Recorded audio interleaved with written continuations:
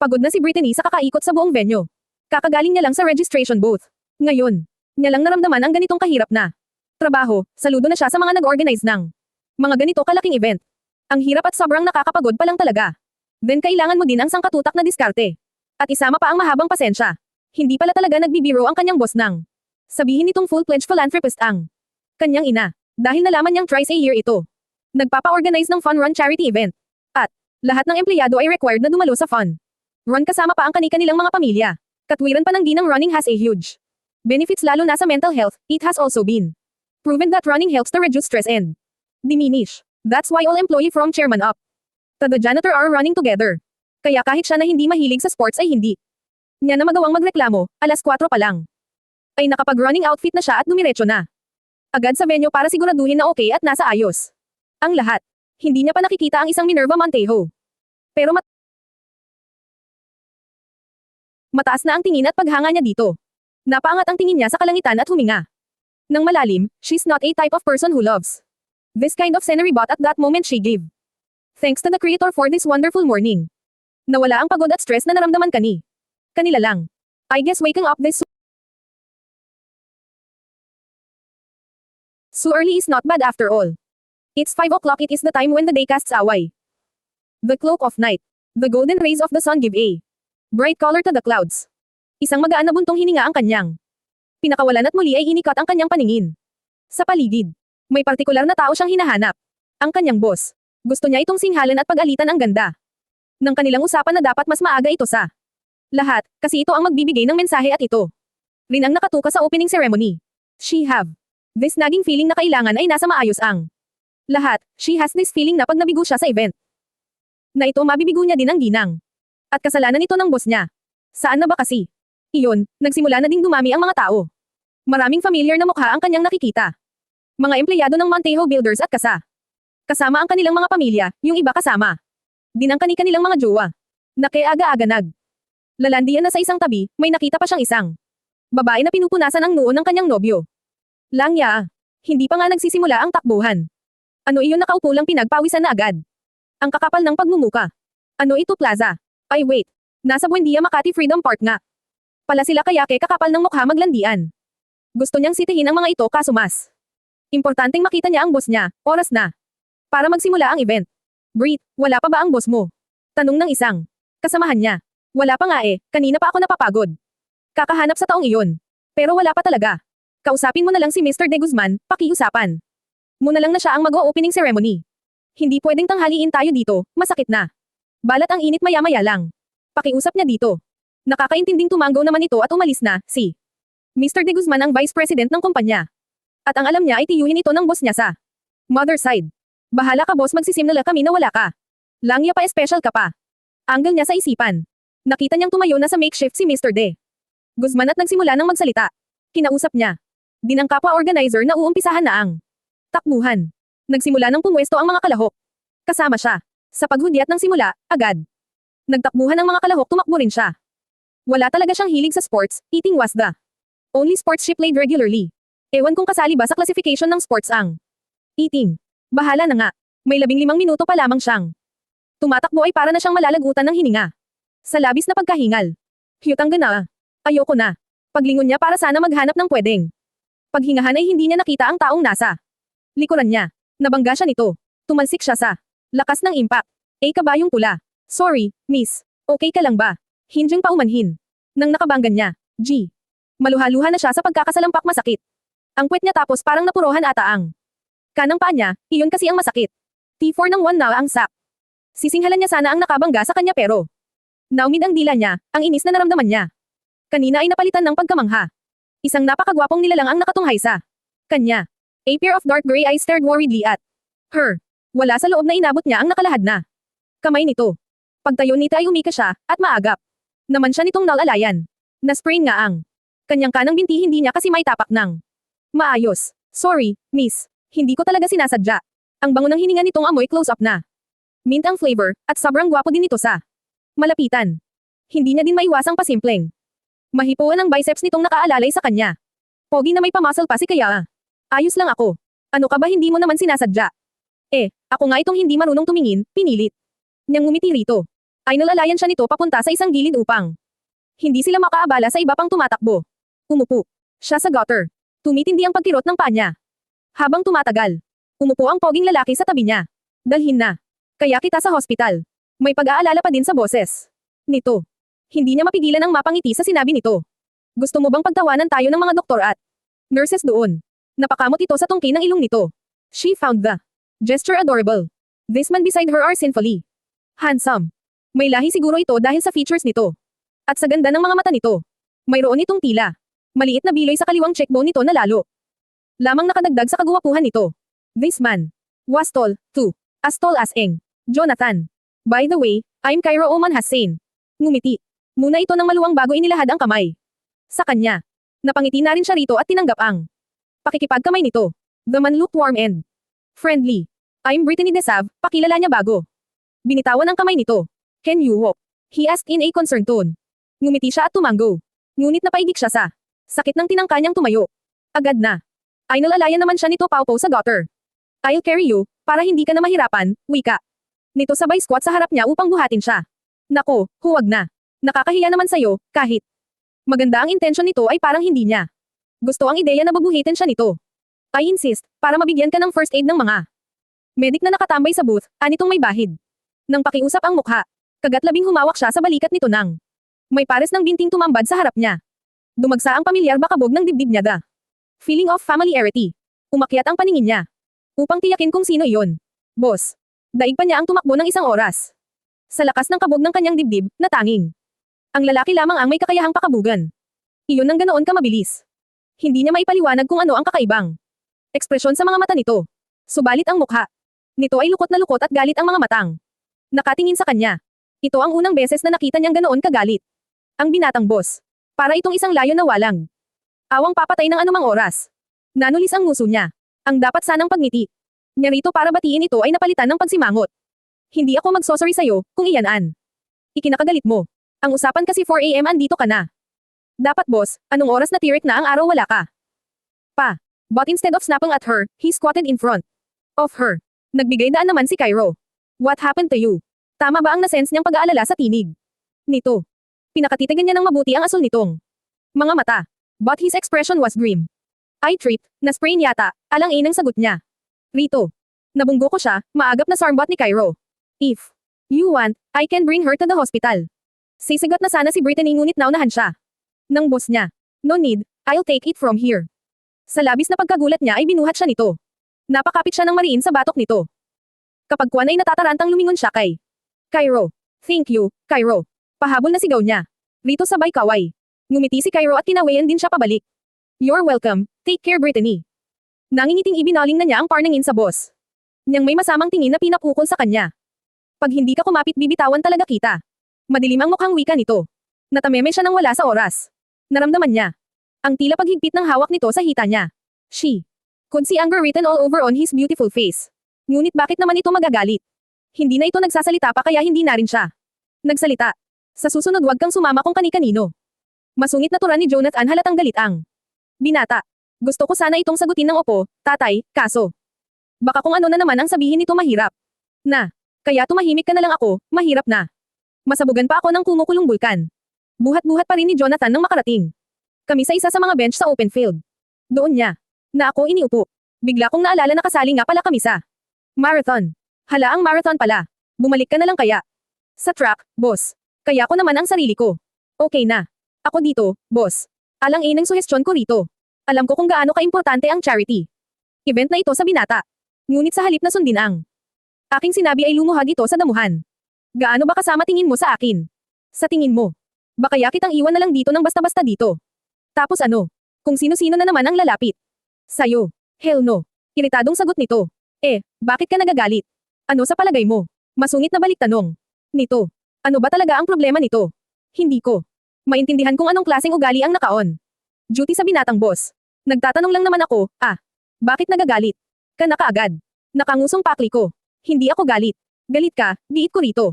He glared at me, and I automatically stopped talking. Nagulat ako nang habulin nito ang sapatos at ang aking medyas. Napapitlag din ako nang bigla nitong hinawakan ang aking paa, at napapikit na lang ako. Nang hawakan nito ang bahaging namamaga. Fuck. Langya ang sakit. Mababa ka sa aking mukha ang sobrang sakit, hindi. Ko alam na mamaga ka agad iyon. Nang imulat ko. Ang aking mga mata, ang asul na mga mataang. Sumalubong sa akin, at nakatitig ito sa akin. Now she was really sure that it was tenderness she saw in his beautiful blue eyes. Parang tumigil ang lahat ng sa paligid nila, ng mga sandaling iyon. It was just him and her staring at each other. It was as if some kind of a spell had been cast upon them.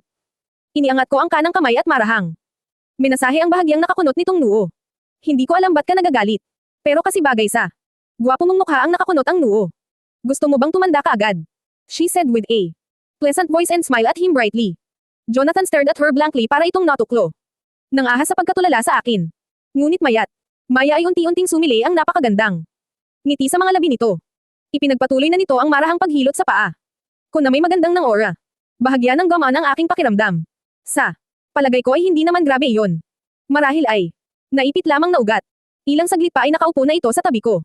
Sa sobrang lapit nito sa akin ay halos magkadikit na ang aming mga braso. Tiningnan ko ang binatang. Boss, mukhang maganda na ang mood nito. Maaliwalas ang mukha nito habang nanonood ng mga nagpa-practice ng lawn tennis sa field. Umihip ang malamig na hangin. The scene was so beautiful. Sumisikat na ang araw habang magkatabi. Silang nakaupo sa bench. Parang may kung anong malamig na bagay ang humaplo sa aking puso. Wala sa sariling inihilig ko ang aking ulo sa balikat nito. Sobrang nadala ako sa kakaibang emosyon na hindi ko mapangalanan. Pero ang ginawa ni Jonathan ay ang pinaka hindi ko inaasahan. Inihilig din nito ang ulo sa ulo ko. Napapikit ako kasabay ng marahang pagngiti. Para akong ipinaghihil ng isang anghel. The heat that she felt in her heart was warmer than the rays of the sun. Okay lang kasi boss, wag muna akong ihatid kaya. Ko naman po ang sarili ko eh. Tsaka isang pindot lang naman makapagpabook na ako sa Uber. Hindi na ako mahihirapang umuwi pa. Tsaka mas kailangan ka sa event. She used all of her convincing power para mapilit niya lang ang lalaking hindi siya ihatid nito. Kakatapos lang nilang kumain nag-paid liver ito. Nang Jollibee kani-kanilang nagreklamo na kasi. Mga alaga ko sa tiyan. Nakakahiyang sa gitna ng kiligsin nila kanina ay tumunog ito ng pagkalakas-lakas, hindi ko maiwasang mahiyasa. Lalaking kasama. No. I insist, huwag nang matigas ang ulo. Then, wala naman akong gagawin doon sa event. Someone take good care of them. Paniguradong. Mas gugustuhin ni mama na makita ang mga baliw na iyon kaysa sa sariling niya mismong anak. Natatawang wika nito sa akin. And that instant biglang tumunog ang cellphone ko. Nakalkunot ang noong sinagot niya ang tawag ni Rose. Isa pa itong si Rose, dapat kasama ko ito kanina. Kaso ang sarap pa ng hilik ni bakla. Kakahiya naman kung gisingin. Ano, naasa ka na? Hyutaanas to the highest level Brittany. But, di mo sinabing may mga papabless pala dito sa event. Bruhal ka, hindi ako prepared. Say sa bunutan. Kuyang bulbul mo, gaga ka. Humanda ka pag nakita. Kita. Bigla kong nailayo ang telepono sa tenga ang lakas kasi ng tili ni bakla. Ano ba, hindi kita maintindihan? Hinay-hinay nga. Sino ba yung sinasabi mo? Naguguluhang tanong niya sa kaibigan. I'm talking about Aidan, Desmond, Levi and many more.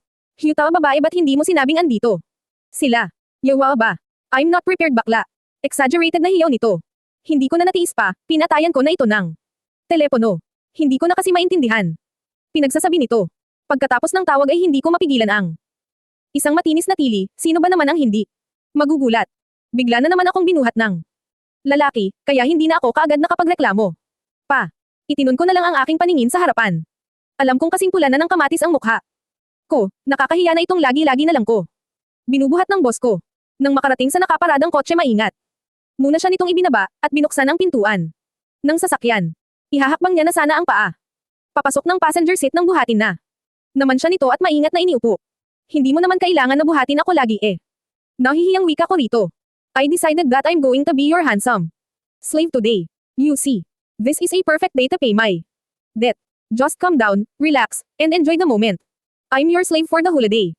I could perfectly take good care of everything. And no more buts. Nakangiting sagot nito sabay kindat. Ang sabi ko naman sa'yo, boss. Hindi no na. Kailangan pang magpaalila sa akin, araw-araw. Naman akong may carrot cake kaya matagal ka nang bayad. Tsaka hindi ko naman siniseryoso yang ali. Alipin mo eh. Natatawang sabi niya dito. Pag sinabi ko gagawin ko. Kahit ikaw hindi mo ako kayang pigilan, Sunshine, Jonathan was so determined to be her slave. At isa pa, may pile ka. So hindi ka makakagalaw ng maayos. Napabuntong hininga na lang ako dahil kilala ko na ang lalaki, kung ano ang naisipan nitong gawin. Walang sino man ang makakapidyo dito. Bahala ka, kung anong gusto mong gawin. Ilang minuto lang ay narating nila kaagad ang apartment niya. Isa lang iyong malat na duplex. Apartment. Nasa pang-apat na pinto ng kwartong inuupahan ko. Isa sa mga nagustuhan ko. Sa apartment na iyon ay ang aking mga mababait na kapitbahay. Hep. Huwag muna ako buhatin, kaya ko nang maglakad. Babala ko sa binatang boss nang makababa na siya sa sasakyan nito. Kaya wala na itong nagawa pa kundi alalayan na lang siya sa paglalakad. Oh, Brittany. Kay gwapo naman iyang bisita mo. Anak. Tawag pansin sa kanila ni Aling Susan ang mabait na nanay ni Rose. Lumapit ito sa kanila. Boss ko po, Nay Susan, magalang kong sagot. Sabay mano sa naging nanay-nanayan ko na. Magandang umaga po, bati rin ng boss ko, at laking gulat ko nang makitang nagmano rin ito kay Nanay Susan. Abay, kay gwapo naman eri at kay galang-galang. Pa, hindi may tago sa boses ni Nanay Susan ang pag hanga sa boss niya. Oh, anong nangyari dyan sa paa mo? May halong pag-aalala na wika nito nang mapansin na paika-ika akong naglalakad. Na-sprain lang po, Nay. Naku, nahilat mo na ba iyan? Abay ito. Oh my. Linamant ako mabisa ito para mawala agad iyang bali mo. Hindi na ako nagulat nang iabot nito sa akin ang nakatagong powder ko linament sa bulsa nito. Kilalang nanghihilot si Nanay Susan kaya hindi nakakapagtakang may daladala itong linament lagi. Salamat dito, Nay, Maya, ibabalik ko kaagad. Na kung bata ka, ibalik mo na lang pag gumaling na iyang paa mo. O siya, sige, maiwan ko na kayo. Maniningil pa ako sa mga pautang ko. Palm nito sa kanila. You have a kindest neighborhood here, may halong paghanga sa boses ng lalaki. Oo naman sila na halos ang kasakasama ko. Simula noong umalis ako sa pewder ng tiyahin ko. Hindi ko na napigilan ang sariling maging open sa lalaki. Nasaan na pala ang mga magulang mo? Nagtatakang tanong nito. Siguro nasa langit sila, mababait na tao ang mga magulang ko. Oh, nabigla si Jonathan sa sinabi ko. I'm sorry. Ano ka ba? Matagal na iyon, college pa ako noon. Iyon din ang dahilan kaya hindi ako nakapagtapos sa kursong architecture. Nakangiting wika ko sa lalaki, as much as posible ayaw kong pag-usapan ang mga namayapang magulang. O dito na pala tayo sa tapat ng pinton. Wala sa sariling dali. Dali kong binuksan ang pintuan ng aking apartment para lang magulat. Isa na namang kahihiyan ang bumulaga sa aking harapan. Nagkalat ang labahan ko sa sala, ang iba napunta pa sa sahig. Ang bra kong purple ang kulay ay nakasabit pa sa sofa. Fuck. Nakalimutan kong nakaschedule pala ang paglalaba ko ngayon. Mabilis kong nilinggan ang lalaki para sana hindi papasukin sa loob ng aking apartment. Pero huli na ang lahat, nakapasok na rin ito at nakita ang mga gamit kong nagkalat. I guess, you really need my service, sunshine. Nakakalokong wika nito sa akin. Mother Mary, pray for my purple bra. May mga pangyayari na bigla-bigla na lamang dumarating sa buhay natin na kahit hindi natin gusto, kahit hindi nakaplano. Bigla-bigla na lang itong bumubulaga, mga pangyayaring mas gugustuhin na lang nating lumunin tayo ng lupa. At ito ang isa sa mga araw na iyon ng buhay ko. Boss, naman. Ako na lang po ang magliligpit ng mga iyan. Tama na po, nakikiusap ako, hindi mo naman kailangan pang gawin ito, Hinjing. Pakiusap ko sa binatang busy sa pagdadumpat ng marurumi kong damit. Paika-ika akong sumusunod sa bawat kilos nito. Kung tutusin kaya, kung namang gumalaw kahit papaano, hindi naman ako imbaledo. Pero hindi ako makakilos ng maayos dahil mabilis ang pagkilos ni Jonathan. At sa bawat dampat nito ay hinihila ko naman. Nakikipag-agawan ako rito. Kamantek pang mapunit ang asol kong damit. No, I'm your slave today, remember. This is just easy task, Brittany. No sweat, maangas na sagot nito sa akin. All I have to do is pick this. Sagot nito sa akin sabay kindat. At baliwalang may bigla itong dinampot. Nanlaki ang aking mga mata nang makita kung ano ang hinahawakan nitong kulay itim. This ang mahiwagan niyang bra. Printing nakasampe ito sa sofa, at sa kasamaang palad ito ang nadampot ni Jonathan. Bago pa makapagsalita ang binata, ay maabilis kong hinablot ang hawak-hawak nito at itinago kaagad sa aking likuran. Ngunit may mga nagkalat pa pala. Ang asol kong bra na kakabili ko lang sa Avon noong isang araw, ay printing naka higa sa sofa habang nakapatong naman ang kulay puti niyang push-up bra. Napagtanto kong walang kwenta ang pagtago ko sa kulay itim na bra, kung naka-display naman ang iba. Bakit naman kasi naisipan kong ilabas kanina itong mga maruruming damit? Nakalimutan ko pang ligpitan muna bago umalis. Uye, naalala kong mahilig pala ako sa salitang mamaya na yan. Mamaya na lang ito, kaya ito na pala niya. Di 4 million. Pero hindi naman niya alam na may mangyayari palang ganito. Maktol ko sa aking isipan. Nice, narinig kong wika ni Jonathan.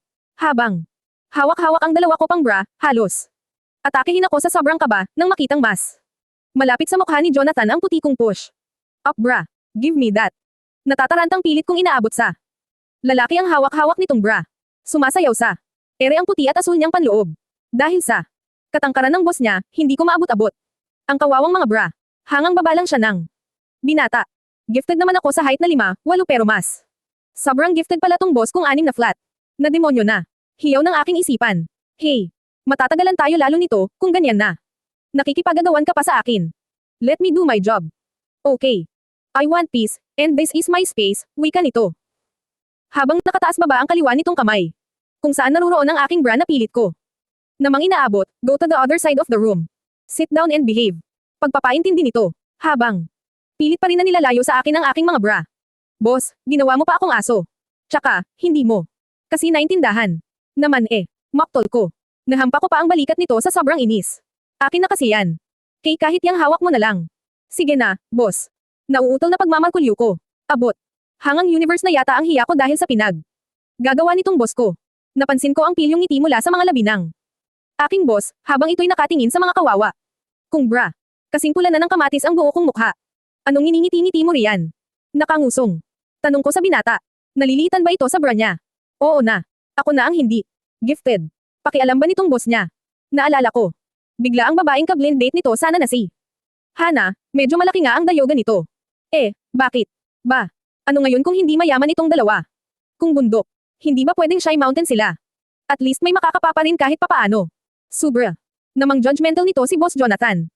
Palibasa kasi, kayong mga lalaki mahihilig sa malalaki ang bundok. Bulong ko. Are you saying something? Nakangisi pa rin ang binata. By the way, Copsy is my ideal size. Napahagalpak ng tawa ang lalaking gwapo sana.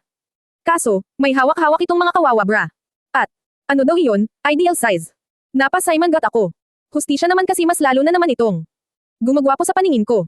Bigla kaya kitang halikan dyan, tingnan lang natin. Kung hindi ka matigil dyan kakatawa. Akala nyo. Kayo lang mga lalaki ang mahilig magpatahimak.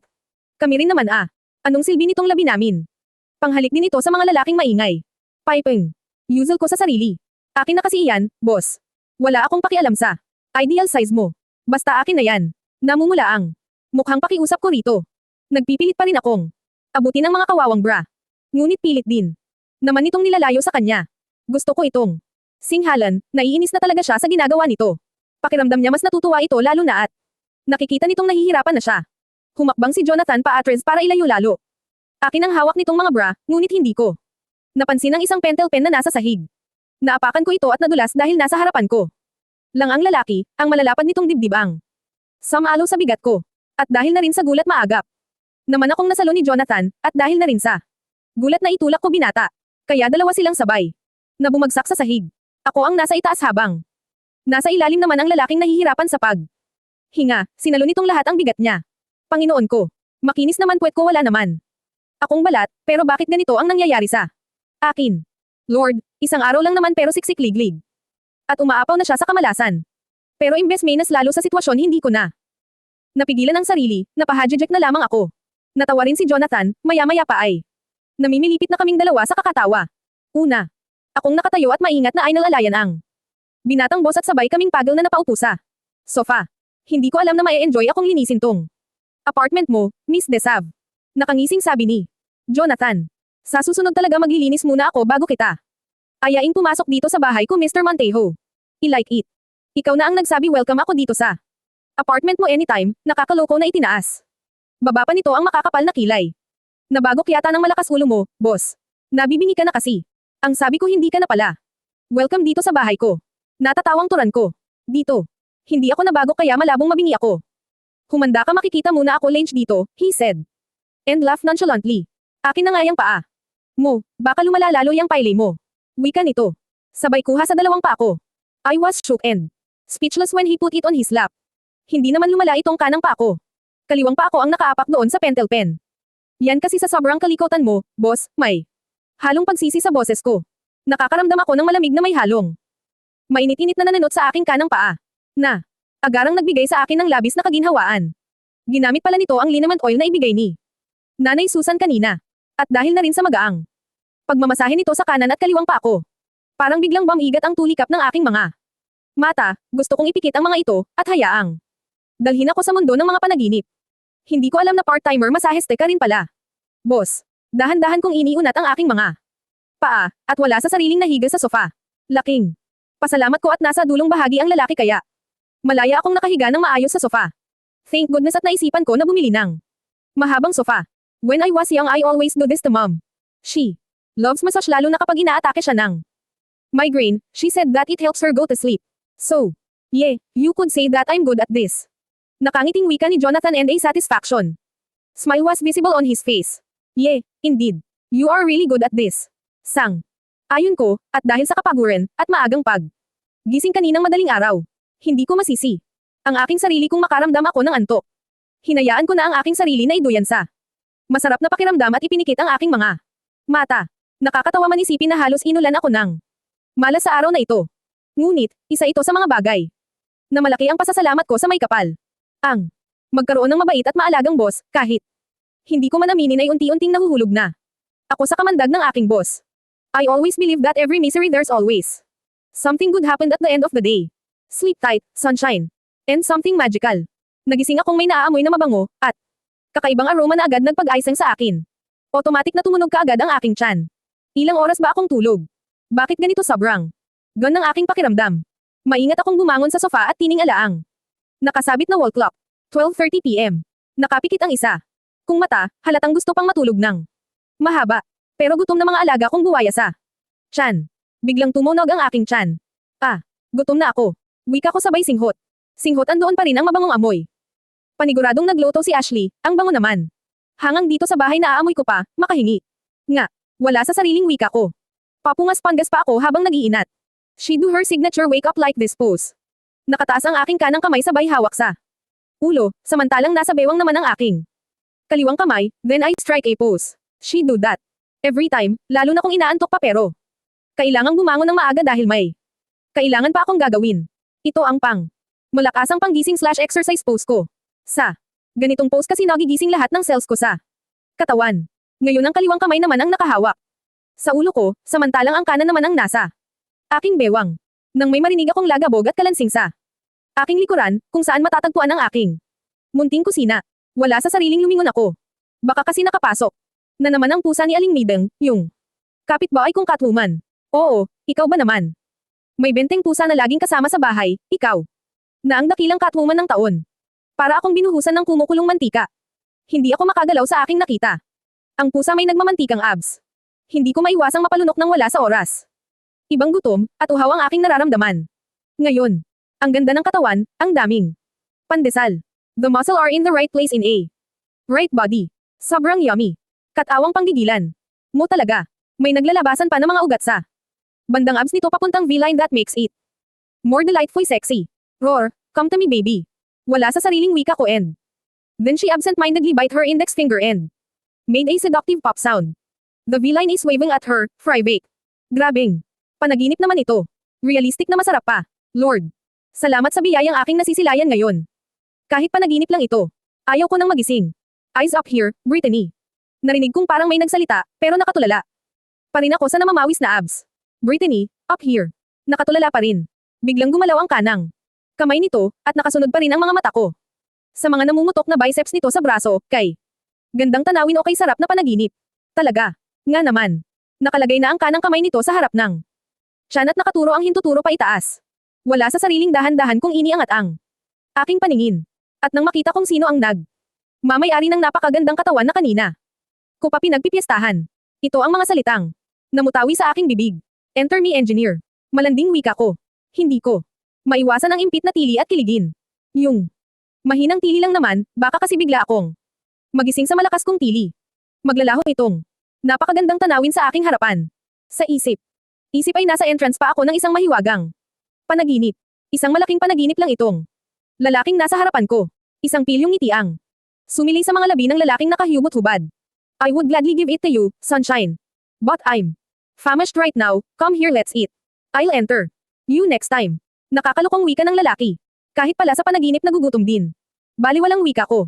Come to think of it, nakaramdam din ako ng gutom. Kanina nang may maamoy ako. Then it hit me. Gulat at wala sa sariling tinampol ko ang aking pisngi. Masakit. Isa lang ang ibig sabihin nito, hindi ako nanaginip. I'm sorry to burst your dreamy bubbles, sunshine. But I'm real hungry so come here let's eat or I'll eat you. Your choice, but the latter are way delicate. Than this pininyahang adobo that I cook. Pilyong wika nito, sa itsura nito at sa ayos ng hapag. Kainan makikitang kakatapos lang nitong loto. Umuusok pa ang ulam at kanin kaya palamay. Narinig siyang lagabog kanina, ay dahil nilalagay na. Nito ang pinaglutoon sa lababo na gumawa ng malakas na ingay. Doon na tuluyang nag-sink in sa kanya ang lahat. Nagising ang lahat sa kanya, at nanlalaki ang aking mga mata, at wala sa sariling biglang humiga ulit sa sofa para itago ang sarili. Tang na juice. Brittany, nakakahiya ka. Kastigo ko. Sa sarili at mahinang sinabunutan ang aking magulong buhok. Ang nasa harapan niya lang naman at malayang nakadisplay ang makasalanang katawan, ay walang iba kundi ang kanyang boss na si Eng Jonathan Montejo Langya. Bakit ko ba nakalimotang may makulit akong buwisita? Higit sa lahat, bakit hindi pa ito umuwi? Lord. Why? Boss, promise sinaniban lang ako kanina, hindi ako. Iyon. Todo dinay ko para lamang mapagtakpan ang kahihiyang dinarones. Suit yourself, just get up, and let's eat. I know you're hungry, it's clearly written all over your face. At humalaklak ito ng walang humpay. But, ka naman kasi nakahubad, magdamit ka. Nakahiga pa rin ako sa sofa at takot na akong makita ulit ang abs nito. Why? I thought you love what you see. No. I said, sinaniban lang ako kanina.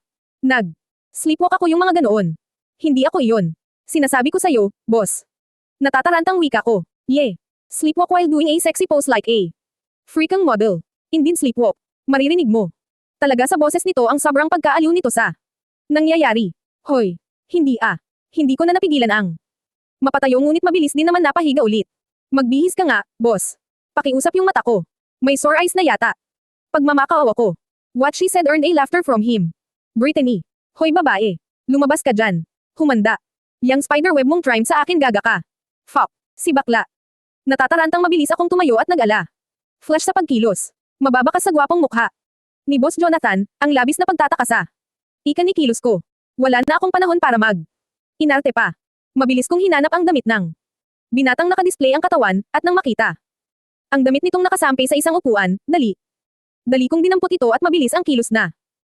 Lumapit ako binata at natatarantang binihisan ito. Kung ayaw mong maalay sa tanghali ang tapat, magdamit ka. Dahil sa sinabi ko, mabilis nitong nakuha ang aking pagbabanta, agad itong nagbihis at hindi na ako pinahirapan pa. Hoy babae. Walang habas na biglang pumasok sa aking bahay ang kanyang kaibigang si Rose. Ngunit ito ay biglang natameme sa nabugaran ng mga oras na iyon.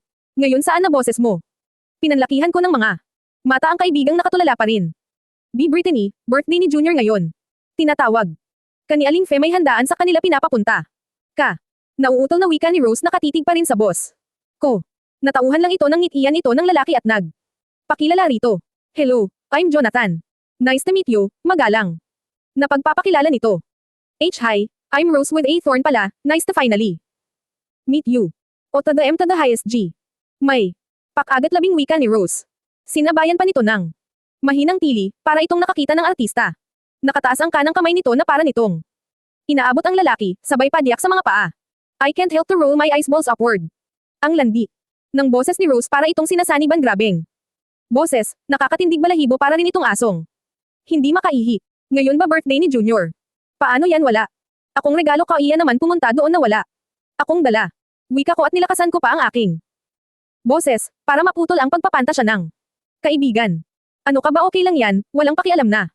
Sagot ng kaibigan kong parang nasa cloud 9 nanograms. Mga oras na iyon. Hindi pa rin ito makatingin sa akin. Lord, kunting pasensya pa po.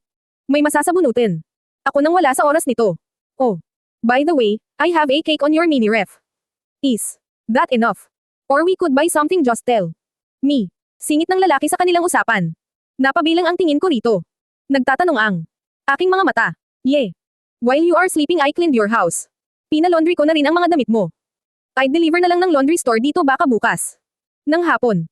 And I thought you want to eat a carrot cake, so I brought one.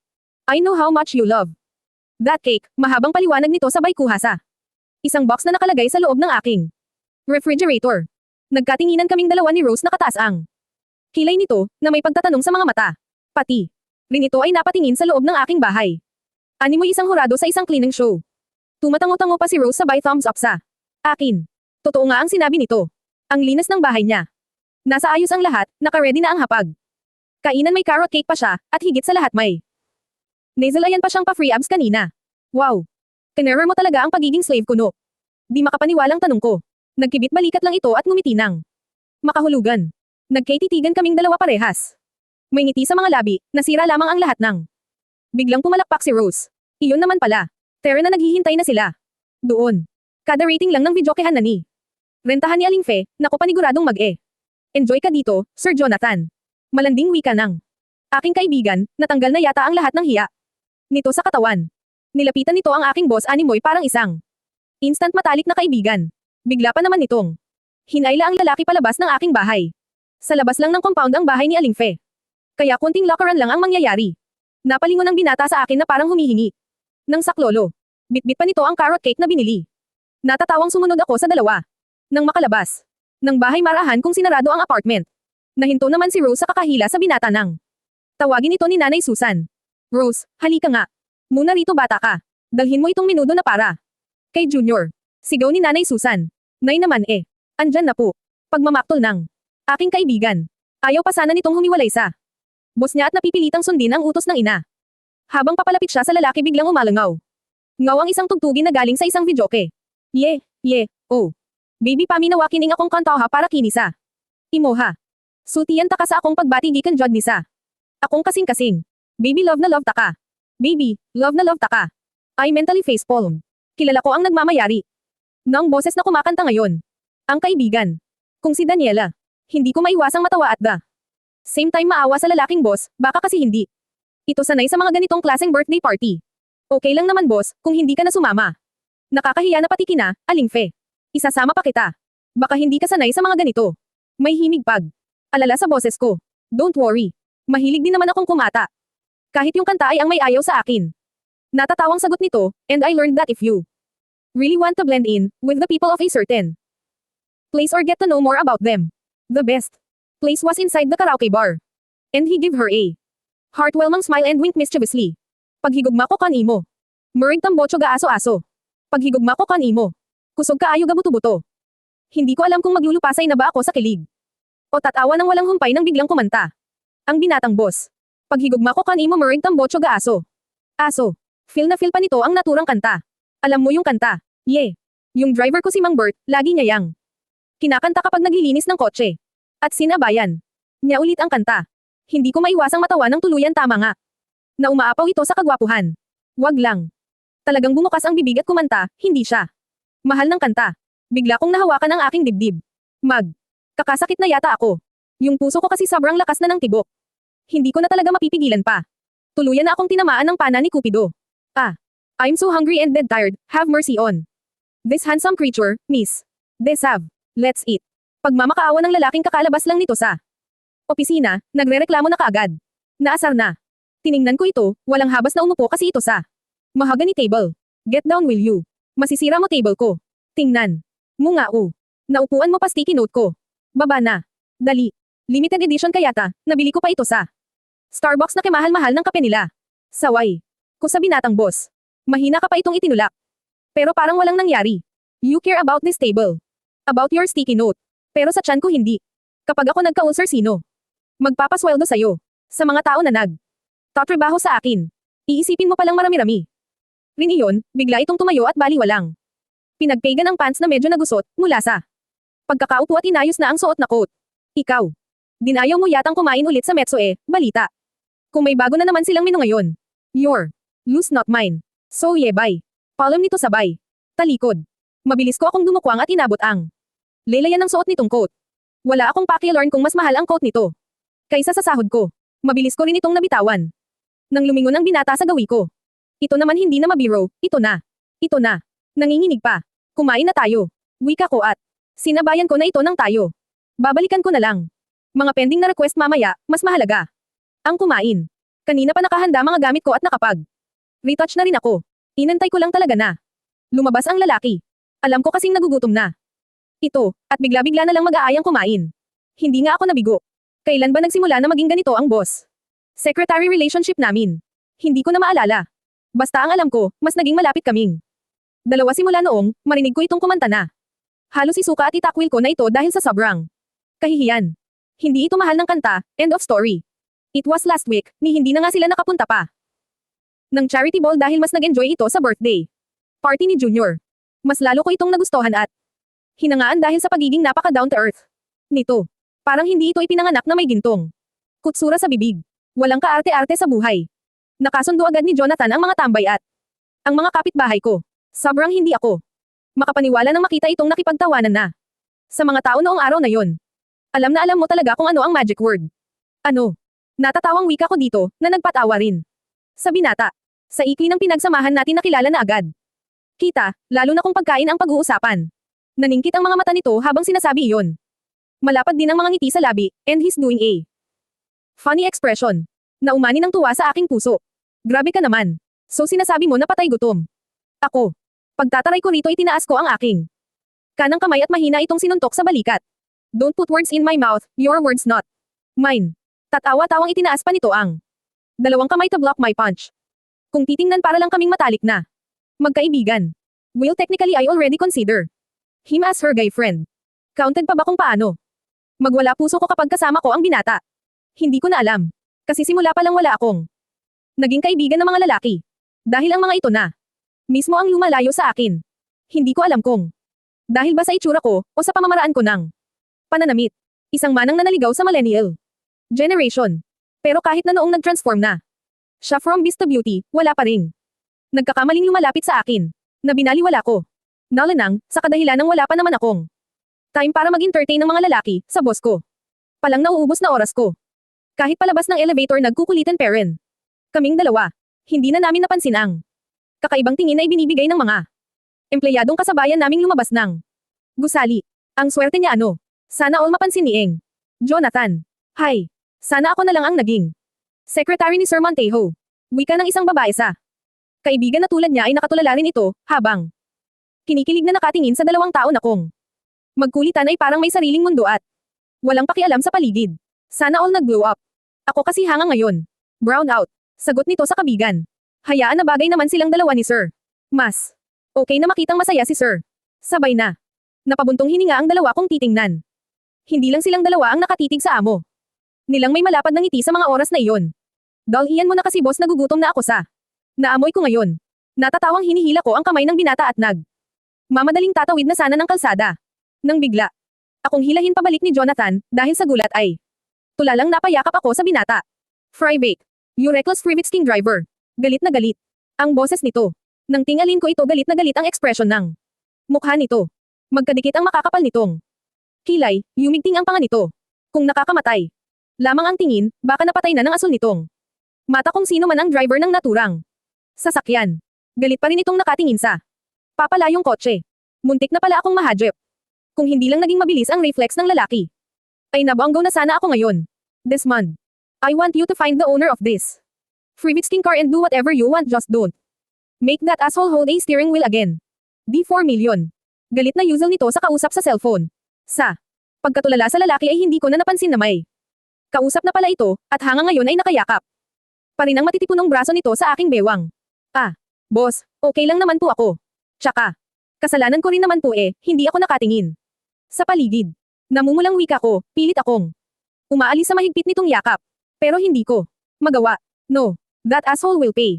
Kung hindi kita nahila, baka hindi ko na pinatapos ang pagsisalita nito. Iba na. Kasi ang ritmo ng aking puso parang sisabog na ito. At hindi ko maintindihan. Bakit? Tere na boss, gutom lang yan. Okay lang ako. Salamat sa'yo. Kaya Tere, nakain na tayo. Sa higpit ng yakap mo sa akin na ipit mo, tiyan ko na gutom tuloy. Ako lalo, pagbibiro ko, pero ang totoo ay hindi na ako makahinga, dahil sa puso kong naging abnormal na ang tibok. Walang nagawa si Jonathan kundi ang pakawalan ako mula sa mga bisig nito, at maingat na hinawakan ang aking bewang. Let's eat. Medyo madilim pa rin ang mukha nito. At ito na mismo ang nauna sa paglalakad, at maingat na itong nakaalalay sa akin. Sa tanang buhay ko na pabalik-balik sa pagtawid sa kalsadang ito. Ang mga oras na mas gugustuhin kong magpaulit-ulit sa pagtawid. Masaya pa lang. Tumawid sa kalsada ngayon ko lang na-enjoy. Alam mo ba na mahilig akong magpinta? Biglang wika ko para lang mabasag ang katahimilkan pagitan naming dalawa. Hanggang ngayon ngingit-ngit pa rin sa galit ang binata. I know. Bulong ng lalaki na hindi ko naman narinig dahil sa nga kotse na may ingay. Sa isip-isip ko ngayon lang ako may sinabihan sa talent kong hindi ko nilalabas. Kaso may nangyari kasi na naging dahilan na halos ayaw ko nang humawak pa ulit ng paintbrush. Kahit kailan pa man, dagdag ko pa, nang lingunin ko ang binata, may naaninag ako ng lungkot sa mga asol nitong mata. I won't ask why. Just don't be sad. Makahulugang wika ni Jonathan. Hindi ako malungkot, ano ka ba? Walang. Malulungkot kainan ang pupuntahan. Tsaka kakain. Lang akong marami mamaya. Wika ko sabay tawa. Kahit takpan ko ng tawa ang lahat, hindi pa run. Kayang itago ng isang tawa ang lungkot na. Sumisigaw sa aking mga mata. Namiss ko na mga magulang ko, pero wala akong magawa. Nang makapasok na kami sa Metso Restaurant. Biglang naglaho ang lungkot at pangungulila na. Naramdaman ko kanina. Ready to order. Masayang belang ko sa lalaking. Nakasunod at malalim na nakatitig lang sa akin. Mas maganda tingnan kung nakangiti ka lang, Lej. Wika nito sa akin na agad na ikinapula ng akin. Mukha. I'm having a great time. Plus, I'm in my favorite place, bawal sad. Sabi ko na may matamis na ngiti. Sa mga labi, tinalikuran ko na ang lalaking tages. Tagusan kong makatitig sa akin at naghanap na ng bakanteng lamesa. Nang makaupo na ay agad kong kinuha ang menu at binuklat iyon sabay taas para matakpan ang aking mukha na kasing pula na ng kamatis. At para na rin. Pakalmayan ang sarili dahil hindi na tama itong tibok ng puso ko. Nang maka-order na sa waiter at napakalma ko na ang sarili. Agad kong ibinaba ang menu at nakataas ang kilay na tiningnan ko ang lalaking busy sa menu. May gusto lang akong kampirmahin mula sa lalaki. Boss, kung ako lagi kasama mo paano na mga ka? Blind date mo niyan. Di ba kinukulit ka na ng mama mo? Tanong ko sa lalaki, wala ka bang balak mag asawa? Sa tanong kong iyon napaangat ang tingin nito at tinitigan ako ng mariin. Soon but not now. Kaya nga tinatakasan ko mga date na iyon. How about you? May halong kalukuhan na naman ang mga ngiti nito sa labi. Gusto ko tuloy itong gulatin para matanggal lang ang nakakaloko nitong ngisi. Kinuha ko ang basong. May laman na tubig at uminom doon. Nangalahati na. Ang laman ng maingat kong ibinaba ang baso. Ayokong mag-asawa. Pero before I turn 30, which is 2 years from now, gusto kong magkaanak. Seryusong wika ko. Natuluyan na nagpatulala sa binatang kaharap. Ayokong mag-asawa. Pero before I turn 30, which is by the way, 2 years from now, gusto kung magkaanak. Pangarap ng bawat babae ang magkaroon ng anak. What? Gulat na wika ni Jonathan. Buti na lang talaga wala itong iniinom na tubig or kinakain man lang. Masakit kaya mabilaukan. Gusto kung matawa sa itsura nitong nanlalaki ang mga mata na kaawang pa ang mapupulang labi. Ngumiti ako ng nakakaloko. Ha? Get that? Natameme ka rin. Hiyaw ko sa isipan. Narinig mo ako. Kibit balikat na turan ko. Ayaw kung mag-asawa pero gusto kong magkaroon ng anak within 2 years, to be precise. 30 is a crown and glory of a woman and by that time, gusto kung may kasakasama na akong matatawag na akin talaga. Walang iba kundi ang anak ko. Nakita kong mabilis na dinampot ni Jonathan ang basong na nasa harapan nito, at naglalaman yon ng malamig na tubig. Nasamid pa ito dahil mabilis itong uminom doon. First you dream of being a dishwasher. And now, you have a dream to become a single mom. Nahihirapang wika nito. Mahina pa nitong hinampas ang dibdib dahil sa pagkakasamid. Nginisihan ko ito at mabilis na tumango. Yup, within the next 2 years. Ang sabi ng iba mahirap na daw magkaanak ang isang babae kung ito'y lagpas na 30. Kay bago ko hipan ang kandila na may numerong 30 dapat may karga-karga na akong bata. Puno ng sensiridad na wika ko. Ang mga matay punong-puno ng pag-asa. Nang mahimazmasa na ito sa pagkakasamid ang asul. Nitong mata ay mariin na nakatitig sa akin. Bakit ayaw mo ba mag-asawa? Nakakunot ang noong tanong nito. Malamang ang nasa isipan ni John Athia o baka hindi. Kayang ay proseso ng matinong isipan nito. Na ang babaeng kaharap na may pagka-conservative. Isang total package na manang, ay may ganoong pananaw sa buhay. Hindi ko siya masisi kung iyon ang tumatakbo sa isipan nito, pero walang makakapidyo sa akin. Gusto kong magkaanak period. Isang kibit balikat ang naisagot ko sa binata. Bakit? Nga ba ayaw ko mag-asawa? Kasi ayaw ko ng pakiramdam na laging naiiwan. Kasi natatakot ako. O may nagmamayari na ng puso ko. Kaya hindi ko makita ang sariling ikakasal. At parang all of the above ata ang sagot eh. Hindi ko alam. Ang gusto ko lang naman ay nasa safe zone puso ko. Kung itataya ko kasi ito sa walang kasiguraduhan, baka hindi ko na talaga kakayanin pa, kung ano man ang magiging resulta. Pakiramdam ko kasi sa edad kong ito hindi na ako magkaka-boyfriend pa. Malabong may kakagusto pa sa isang tulad ko. No boyfriend since birth, for almost 28 years of my existence, kaya mas gugustuhin ko na lang ang magkaanak kaysa ang mag-aasawa. Huminga muna ako ng malalim bago nagsalita ulit. Isa din ata sa mga naging dahilan ng pagiging NBSB ko, ay ang pagiging mapili ko sa mga lalaki. Don't get me wrong. Sa panahon kasi ngayon ang salitang I love you, para sa ibang tao ay wala ng essence, sinasabi lang nila. Kasi kailangan, pero hindi mo maramdaman. Ikaw, ba? Bakit ayaw mo rin mag-asawa? Balik tanong ko. Rito. Maybe you said those words, kasi hindi mo pa nakikita ang lalaking para sa'yo. Kaya ganyan ka mag-isip. Seryusong saan nito? I don't know, maybe. Maybe not. Hindi rin kasi. Ako sigurado kung capable akong magmahal na. Tulad ng ganoon. Yung tipong. Until death do us a part. Yung mga ganoong level, hindi ko alam. Anong pakiramdam ng isang tunay na pag-ibig? Kinuha ni Jonathan ang wine bottle na nasa table, at mabilis na sinalinan ang sariling kapata, sabay. Ininom mabilis nitong naubos ang laman ng kapata. Me, I don't want to get married either, at gusto ko rin ng anak. My story is different from yours. Kasi, lalaki ako. Tinaasan ko ito ng kilay. That was a flawless, chauvinistic remark. Engineer Montejo. Is it? I don't think so. For me it's partly true. Bali walang sagot nito. Hindi maiwasan ang mapelang dahil sa itinuran ng lalaki. Dahil ba porket babae ako? Sa tingin mo hindi ko. Kaya, wala na akong kakayahang buhayin ng anak ko. I can be a good provider as you are, engineer Montejo. Kaya kung buhayin ang aking magiging anak, I do have a decent job with a decent raise, yes. I do live with paycheck to paycheck basis, pero hindi yun ang basehan na hindi ko kayang buhayin ang magiging anak ko. So okay lang sa akin kung maging sperm donor lang ang sino man ang magiging ama ng anak ko. Mahabang litanya ko. Wala sa sariling kinuha ko rin ang bote ng wine at nagsalin sa sariling baso sabay inom. Kumapit ang manamis-namis na may halong anghang sa aking lalamunan. Wala na akong pakialam doon, dahil sa mga oras na iyon parang gusto kong pagsisihan. Kung bakit ko pa iyon nasabi. Frybake. May trabaho pa naman ako bukas diba? Lihim kong tiningnan ng patago ang binata, na hanga ngayon ay tahimik pa rin na nakatingin o. Ang tamang salita ay nakatitig sa akin. Nakita kong napabuntong hininga ito. What are you thinking? She asked. He smiled deviously. You really want to know? Napalunok ako nang wala sa oras at imatamang na. Sumagot ng yes. Parang may nagwawala sa loob ng aking tiyan, nang maramdaman ko ang malambot nitong kamay ay nakahawak na ngayon sa aking mga kamay, na patong sa ibabaw ng mesa. Mas nenervyos ako lalo nang makitang naging seryoso ang itsura nito. I'm thinking that if you really want a sperm donor, I volunteer. My sperm is at your disposal. Kulang ang salitang gulat na gulat para i-describe ang naging itsura ko ngayon. Ako naman ang walang masabi. Ang buo kong mukha ay biglang uminit. Hey, are you okay? Namumutla ka. Kinakabahang wika ng lalaki. Hey, Brittany. Say something. Natatarante na ito. Pakiramdam ko ay libo-libong taon akong nakatitig sa binatang nasa aking harapan. Habang nakabuka ang aking bibig. Pero hindi ko pa rin magawang magsalita. Nang matauhan ay natatawang Samandal. Ako sa kinauupuan. Ito naman si Boss Wagas kung makajoke. Loko. Loko ka talaga. Natatawang wika ko. Why won't you believe me? Do I look like I'm just cracking a joke here? Hala, seryoso ba talaga iyon? Okay ka lang. Wala sa sariling tanong ko dito. Baka gutom ka lang kaya nasasabi mo yan. Look at the bright side, Brittany. Ikaw ayaw mong mag-asawa pero gusto mo magkaanak. Me on the other hand, ayaw kong mag-asawa muna pero kinukulit na ako ng parents ko na magkaanak. Katwiran nila gusto na nilang makita ang mga apo nila mula sa akin. Besides, gusto ko na rin naman ang magkaanak.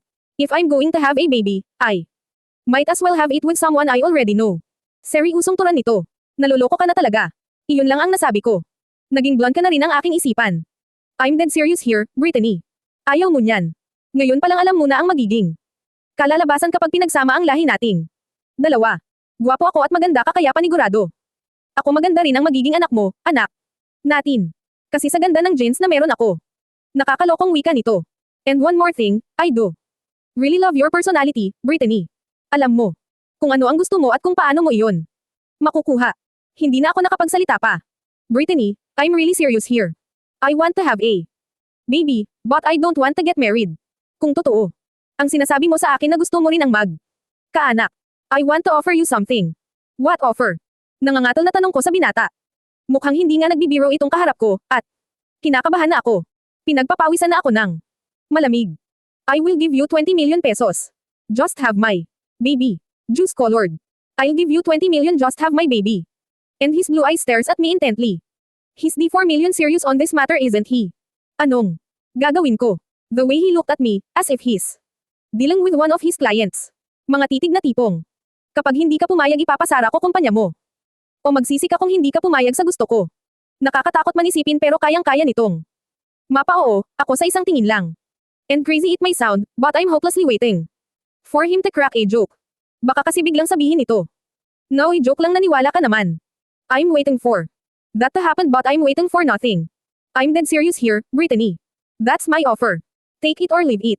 But you don't have to answer me. Right away, I'll give you an ample time to think this through, and he give me his crooked smile. 4. The meantime, let's eat. I'm famished. And he starts to dig in.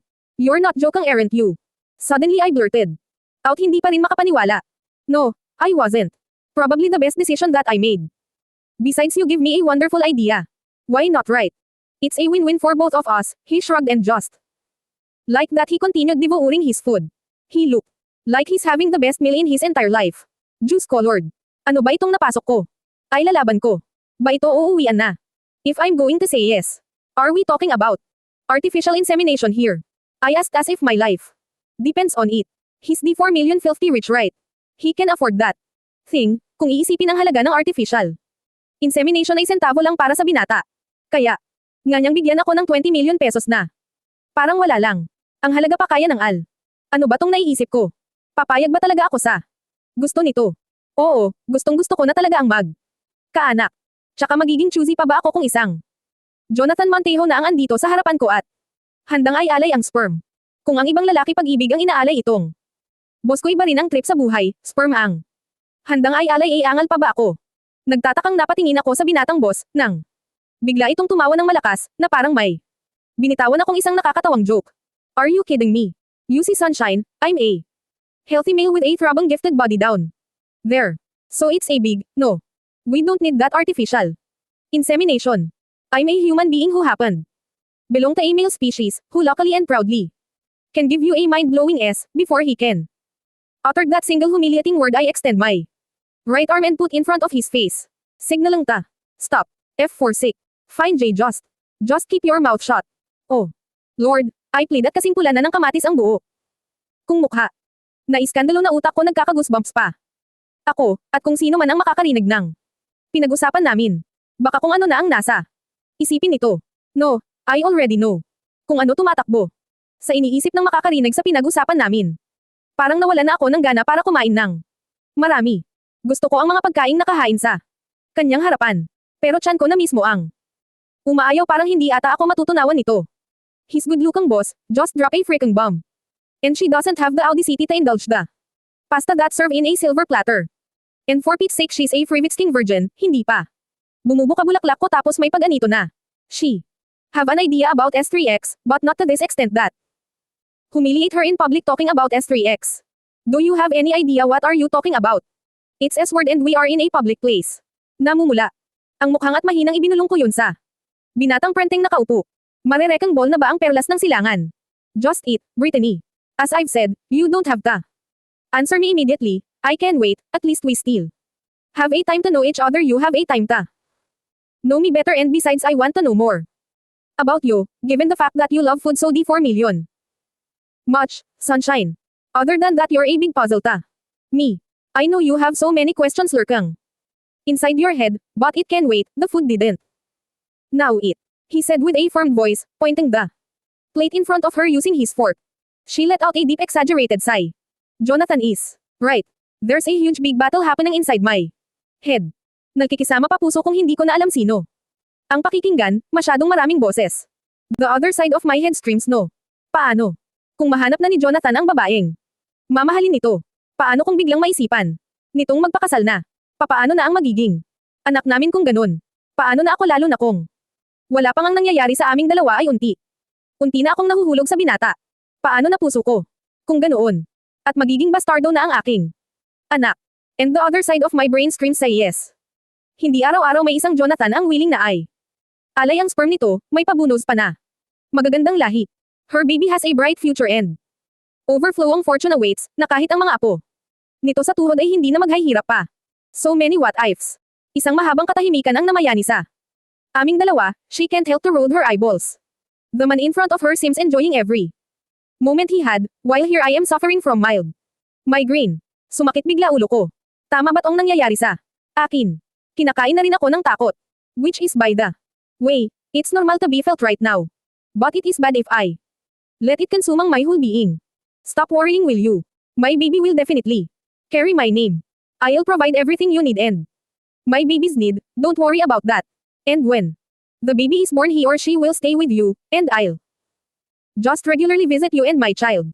We stay good friend and a good parents to our child. He is relaxed. While saying those terms. Yeah. Yeah. Madaling sabihin pero mahirap na kapag andyan na mismo sa harapan mo. At nangyayari na. Ang kinatatikotan mo. There finished the food will technically. He finished his food while me. I only eat the sweet. Dessert. Kapag daw kasi matamis kainin ko tatemas. Din daw buhay ko bahala na nga. Kung ano-ano. Na lang naiisip ko na babaliw na ako. I'm still silent habang inaalalayan ako nitong. Pumasok sa sasakyan nito. Hindi na ako nagreklamo. Panoong sinabi nitong, ito na ang maghahatid sa akin. Nauubos na lakas ko sa kakaisip, at wala na. Akong lakas pa para makipagtalo. Lutang na lutang pa rin ako nasa kawalan ang aking isipan. Ni hindi ko na nga napansin na andito. Napala kami sa harap ng gate ng compound ng tinitirhang kong apartment. Nasa loob pa rin kami ng sasakyan ng lumingon ito sa gawi ko. Sunshine, may bukas pa at marami pang araw ang lilipas, para pag-isipan mo yung offer ko sa'yo. So, stop worrying, okay? He gave me a reassuring smile. That held her breath for a second. Oo, nga naman bakit ko ba iniisip iyon agad-agad? Hindi naman kami nagmamadali, right? Masyado. Kung ini-stress sarili ko. Yeah. Thank you by the way. She smiled shyly. Sa paghatid. I really appreciate it. No worries. But, I do really want to help you. Decide. I hope it's okay with you. Seryousong saad. Nito. How? Naguguluhang sagot ko. By doing this. Suddenly he pulled my nape closer, and lowered his lips to mine. Parang tumigil ang lahat ng mag. Lapat ang aming mga labi, hindi ako makagalaw dilat. Nadilat ang aking dalawang mata. Hangang sa. Maramdaman ko ang marahang paghagod ng mga labi nito sa aking nakaawang na labi, and everything turned purple and pink to me. Slowly she closed her eyes. And accept the unwanted emotion she never knew she had inside. Parang may nagising na kakaibang pakiramdam na dumadaloy sa aking buong katawan, all the way down to my belly, parang may kumikiliti sa puson ko. Fry bake. He kissed me like he owned me, he kissed me with so much intensity. I never thought that my first kiss could be this blissful and surprisingly addictive. I want more. More of this. Kaya ginawa ko ang isang bagay na si hinaginap ay inakala kong hindi na mangyayari sa akin. I kissed him back. She kissed back with the same intensely he's giving her, at wala sa sariling bigla akong napaungol. I freaking moaned. Damn. I never done that sexy moan before, and a very satisfying moan.